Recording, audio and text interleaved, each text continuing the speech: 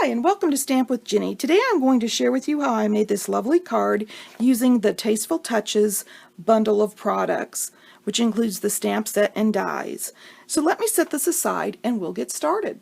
I'm going to start with my stamping, so I'm going to ink my sentiment up here, and I am going to stamp in the early espresso. And then I'm going to bring in this little leaf image, and I'm going to ink that up in the Bumblebee, and since this is a brand new pad and it's really juicy, I am going to stamp that off before stamping it onto my sentiment piece. And at this point I'm ready to cut it out with my Tasteful label dies. I'm going to be using this large one here on the bottom with this beautiful stitched edge. This set's got some great shapes. In addition to the stitched edge, it's got this lightly embossed line on some of the dies also. I've cut that out, and I wanted to show you when I remove this die how I've got this beautiful stitch edge on the negative piece as well as the stamped image that I wanted. So I can use this die in two ways, not only for a sentiment like I'm using today, but in a negative fashion on a project also if I choose to. I've also cut out the second die shape with that outlined image that I showed you for this project, and I'm going to bring in a piece of our Bumblebee cardstock along with our small blossom punch and punch one of those, and now I'm ready to start assembling. I'm going to start by taking this piece of designer series paper from the In Good Taste designer series paper stack. It's got all these wonderful images on it that are neutral and great for projects like this. I'm going to adhere that to my card front here. This is a layer of Whisper White cardstock that I'm attaching it to. Once I've got this layered, I'm going to bring in this beautiful Bumblebee gingham ribbon. I'm going to wrap that ribbon around the layered piece here.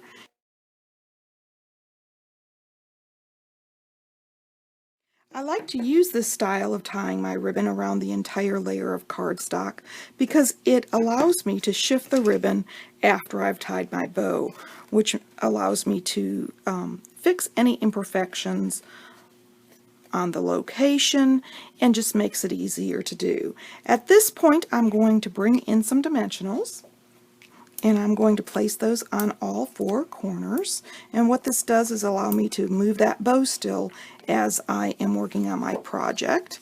I'm going to fold my cardstock base here and use my bone folder so I've got a nice crease. Remove the back of these little dimensionals, and I'm going to adhere this in place, setting it right in the center of that card base. There we go. And now I'm ready to move on to the focal point.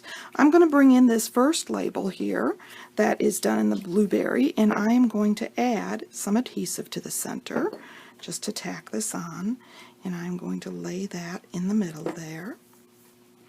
And then I'm going to flip this over. I like to add one on each corner of the project so that it's nice and secure.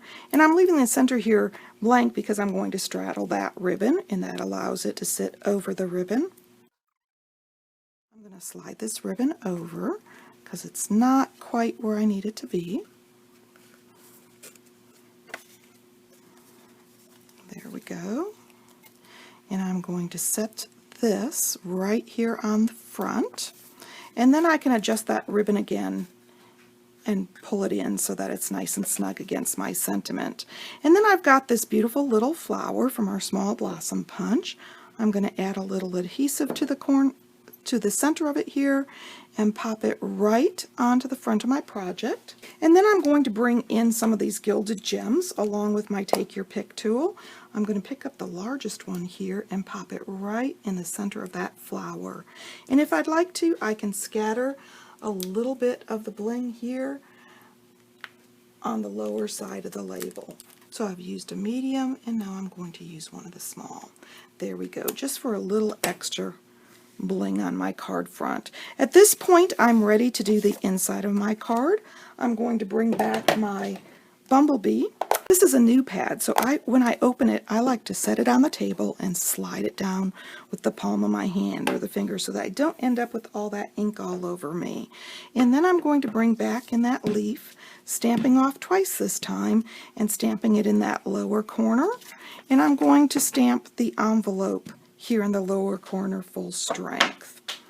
Okay, so I've got my envelope, and I like to leave this outside of my card and just tuck it in until I get ready to sign it and decide who I'm going to send it to. It just gives me a little more flexibility as far as how I use that card if I'm not stamping specifically for a certain event at the time I'm stamping. If you'd like any of these products, feel free to stop by my online store. You can get there from my blog, Stamp with Jini. Thanks for joining me.